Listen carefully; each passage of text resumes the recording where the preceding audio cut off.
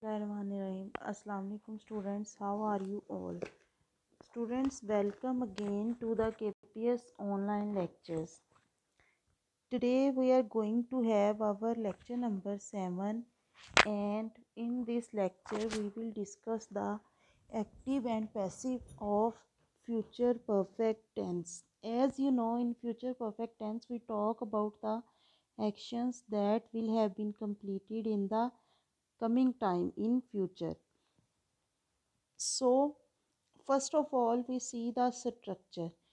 In active sentence, first of all we have subject, then we have helping verb, that is will have or shall have, then we have third form of verb, and then object. In passive sentence, first of all we have object, then we have will or shall have been, we will add been with will or shall have, then we have third form of verb, then by and subject in the last.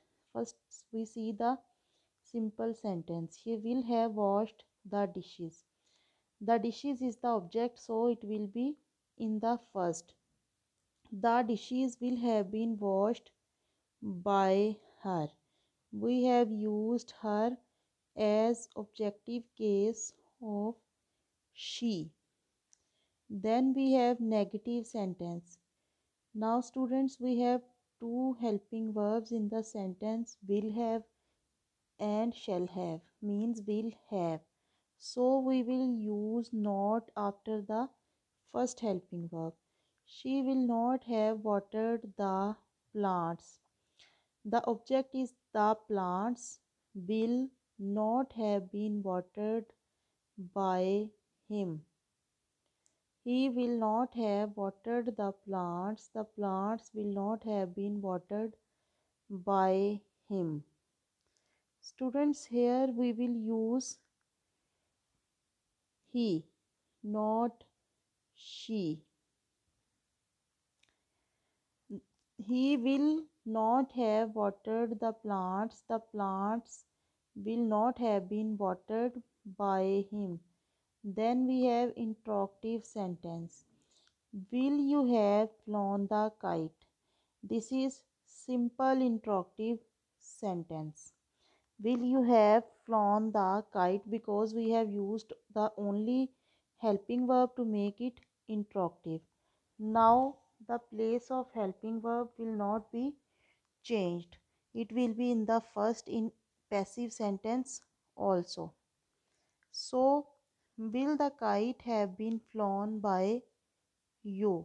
It will be the passive. You has not been changed. Why?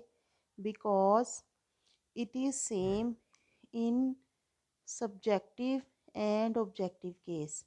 Now we have double interrogative sentence. How will you have solved the question? Now we have used the WH word, that is how, then will. So how and will be in the first in passive sentence also. How will the question? The question is object, have been solved by you. Then we have another double interrogative sentence with who, but this is somehow different because who also works as a subject. Who will have abused you. Now we will change who into objective case, that will be by whom. By whom will you have been abused? Who will have abused you? By whom will you have been abused? Now we have the sentence that is also double interrogative, but it is somehow different from other double interrogative sentences. As we know, in sentences like which, how many, how much, and sometime what, we have to use subject or object with these WH words.